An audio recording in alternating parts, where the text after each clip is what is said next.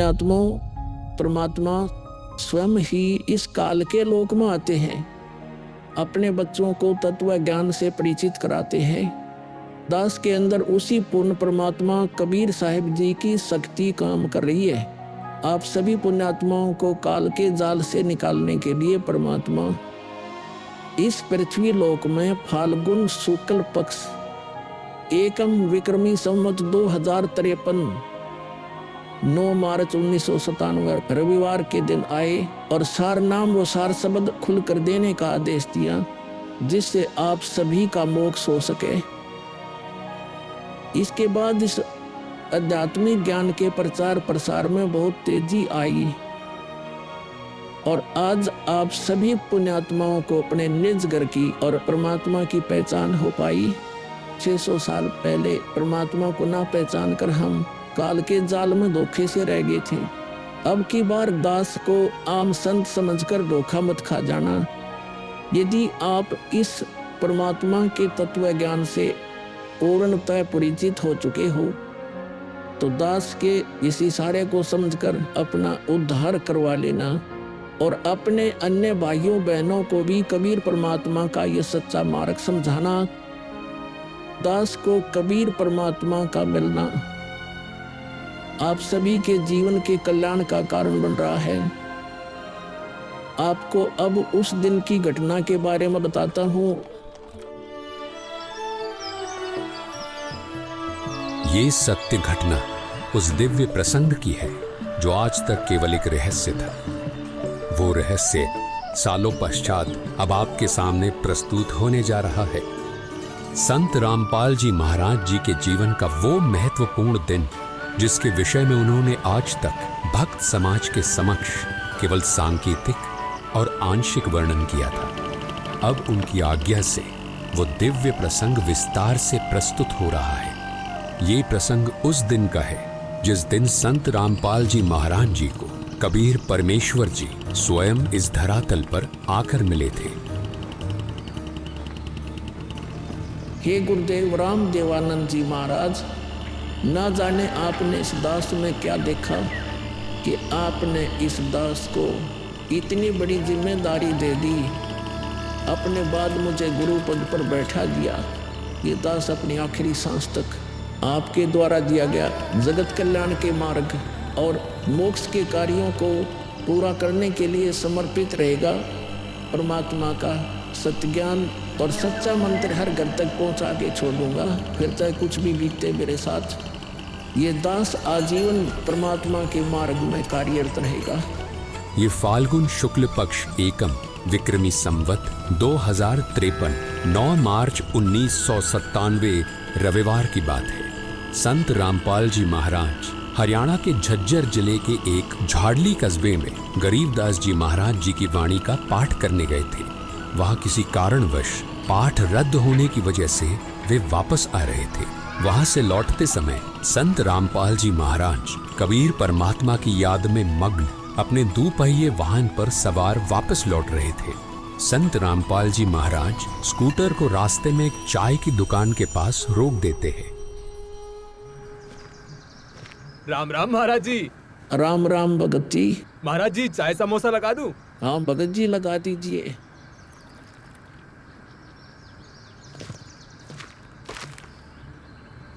इस बोले भगत को भी परमात्मा का तत्व ज्ञान समझाना चाहिए। भगत जी, कबीर परमात्मा की भक्ति करनी चाहिए। मनुष्य जीवन हमें सिर्फ इसीलिए मिलता है। मानुष जन्म दुर्लभ है ये नलन बोरे, जैसे तरवर से पत्ता टूट गिरे वो बोर न लगता डोरी। भगत जी, इस काल लोक का कोई भरोसा नहीं है, न जाने कब किस पर क्या बिजली गिर जाए। इसलिए कहता हूँ आपको कि कबीर परमात्मा से जुड़ जाओ, नाम दीक्षा लेकर अपना कल्याण करवा लो।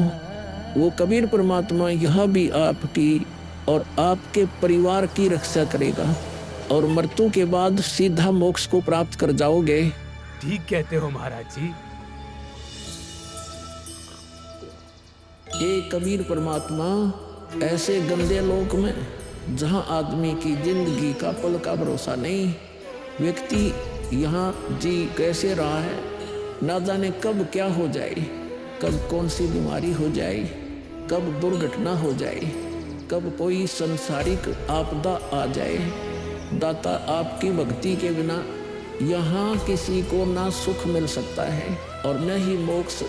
ये बात ये बोले जीव कब समझेंगे? आखिर ये अज्ञान अंधेरा कब दूर होगा दाता? आप ही दया करेंगे कबीर परमेश्वर।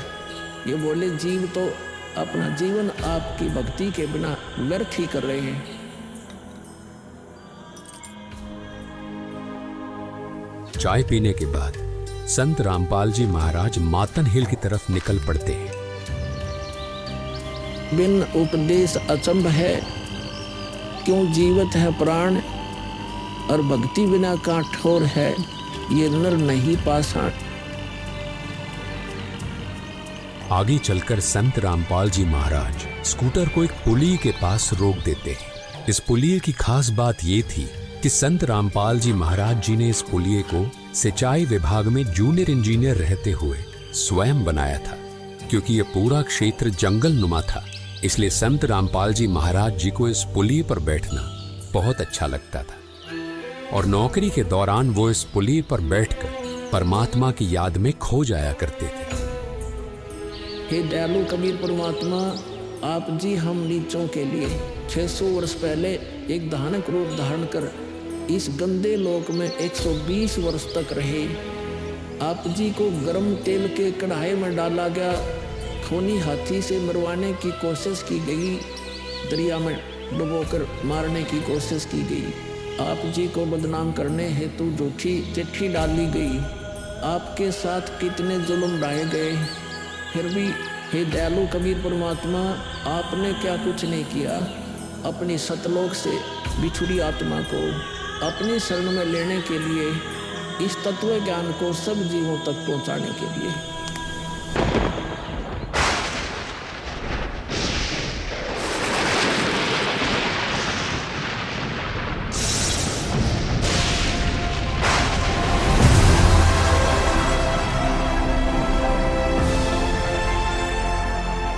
साहेब कबीर आजा आत्मा तोए पुकारती, तेरे हाथ में चाबी हो सतगुरु सतलोक द्वार की। साहेब कबीर आजा आत्मा तोए पुकारती, तेरे हाथ में चाबी हो सतगुरु सतलोक द्वार की।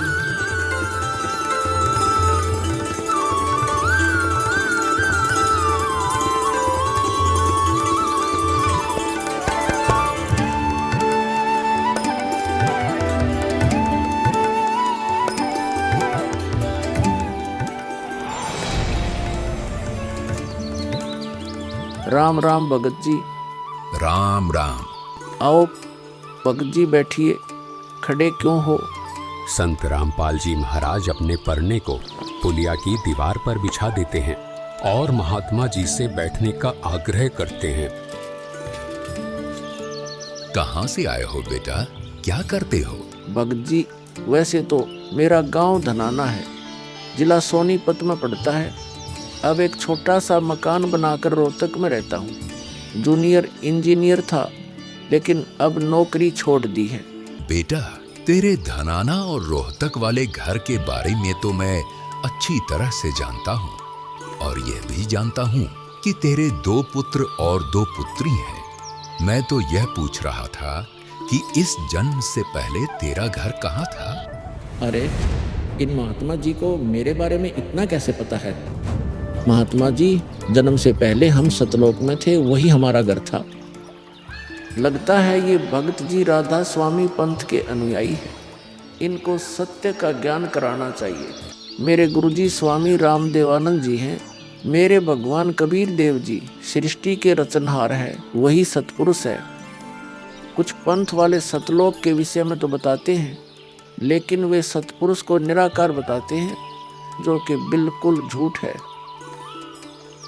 भक्त जी, मैं स्वयं संत गरीबदास जी के पंथ से जुड़ा हूँ। संत गरीबदास जी गांव छुड़ानी जिला झज्जर वाले थे और उनको 10 वर्ष की उम्र में कबीर परमात्मा जी जिंदा महात्मा के रूप में मिले थे।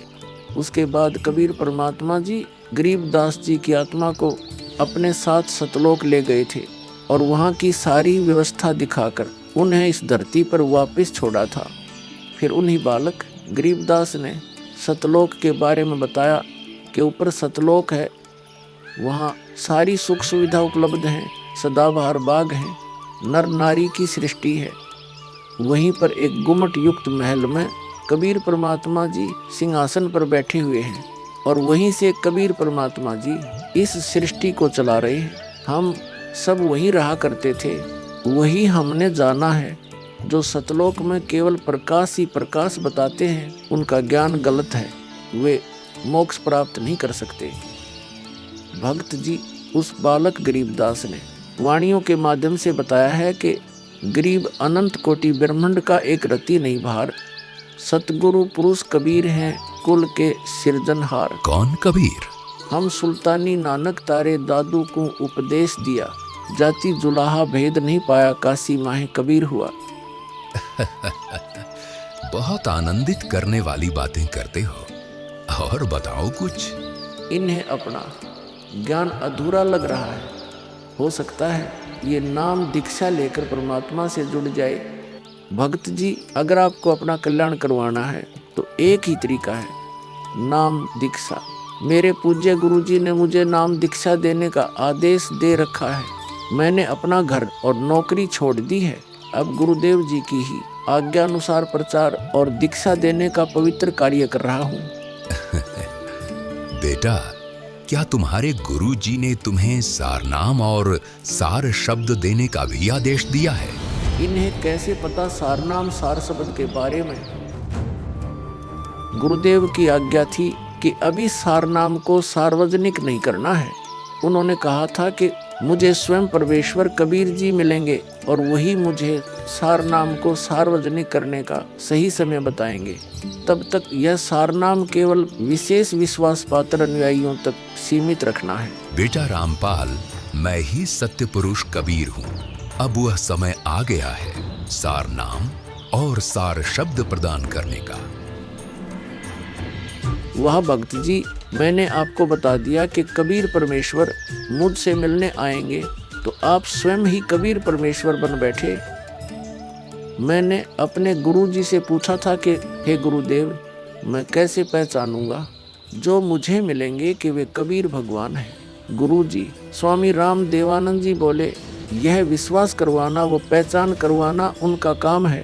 तभी तो मैं बता रहा हूँ, मैं ही सत्य पुरुष कबीर हूँ।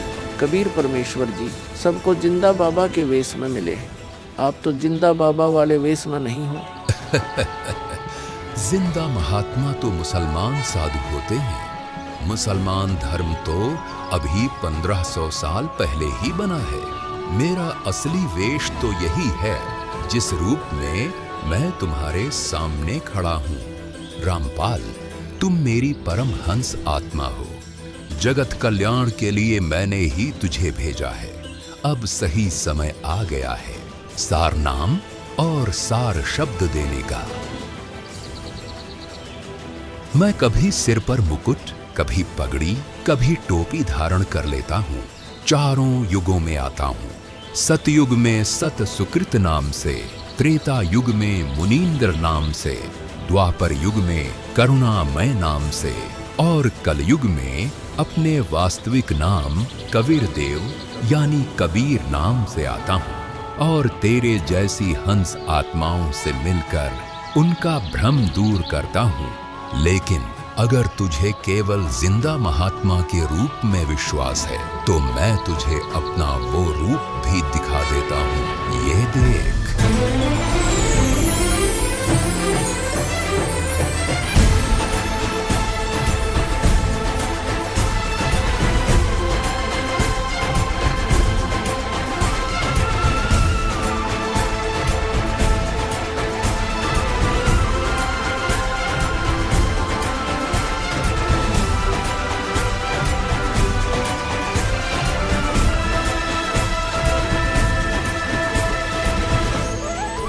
हे परमेश्वर, मुझे क्षमा कर दीजिए।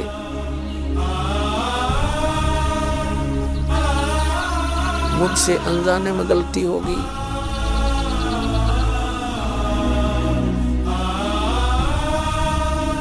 आपने मुझे साक्षात दर्शन दिए और मैं आपको पहचान न सका। मुझे क्षमा कर दीजिए परमपिता। बेटा रामपाल, अब वो समय आ गया है जो मैंने धर्मदास को कहा था कि कलयुग बीते 5500 पांचा, तब यह वचन मेरा होगा साचा। यानी जब कलयुग 5505 वर्ष बीत जाएगा, तब मैं खुद इस धरातल पर आऊंगा और अपने बच्चों को तत्व ज्ञान समझाकर इस काल लोक से सतलोक ले जाऊंगा। बेटा रामपाल, तुम मेरी परमहंस आत्मा हो। अब इसके आगे बेटा, मैं ही तेरे रूप में सारी लीला करूंगा और यह तत्व ज्ञान अपने बच्चों को बताऊंगा, उन्हें सतलोक की राह दिखाऊंगा।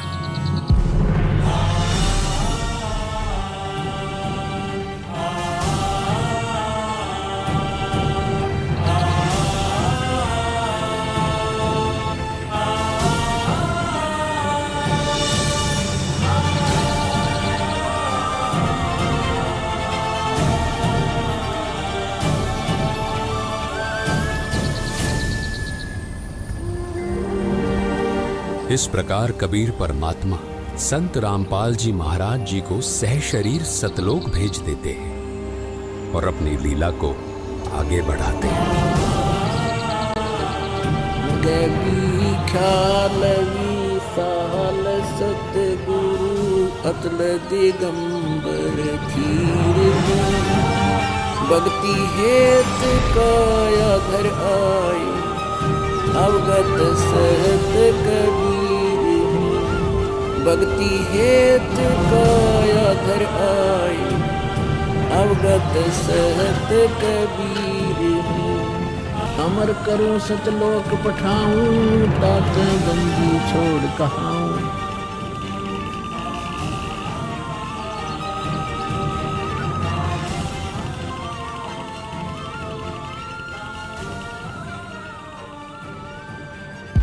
इस प्रकार कबीर परमात्मा संत रामपाल जी महाराज जी को सह शरीर सतलोक भेज देते हैं और स्वयं सर्व सृष्टि रचनहार कबीर परमात्मा संत रामपाल जी महाराज जी के रूप में संपूर्ण संसार का उद्धार करने के उद्देश्य से इस पवित्र मिशन पर निकल पड़ते हैं। संत रामपाल जी महाराज जी के रूप में कबीर परमात्मा स्वयं को छिपाए हुए हैं।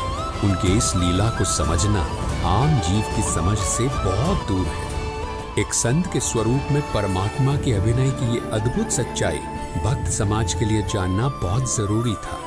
साक्षात कबीर परमात्मा के स्वरूप बंधी छोड़ सद्गुरु रामपाल जी भगवान की जय हो। अब बच्चों, ज्ञान पूरा आ चुका है और वो ठीक का समय आ गया है। गुरु पूरा, ज्ञान पूरा, भगवान पूरा, सब ही नारी नर शुद्ध तक। जब ठीक का दिन आवंत, कपट चातुरी छोड़ के शरण कबीर गहनत। ओए बच्चों, वो ठीक का दिन आ गए। चारों तरफ डंका बोल गया दाता का। कहाँ उग्र, कहाँ शूद्र हो, चाहे कोई नकम्मा डाकू लटेरा है, चाहे कोई छोटी जाति समझते हो आपको, हरे सबकी भाव पीर परमात्मा। वो संत जो मेरा भेजा होगा, भेजा हुआ आएगा, वो सबके दुख दूर करेगा। हरे सबकी भाव पीर, सो समान समदृष्टि है समृत संत कबीर।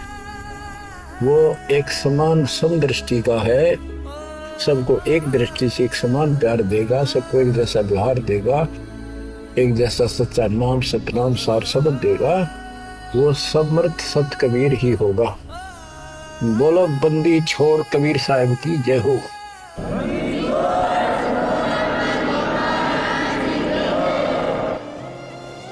आपके मोक्ष के लिए परमात्मा ने कसर नहीं छोड़ रखी।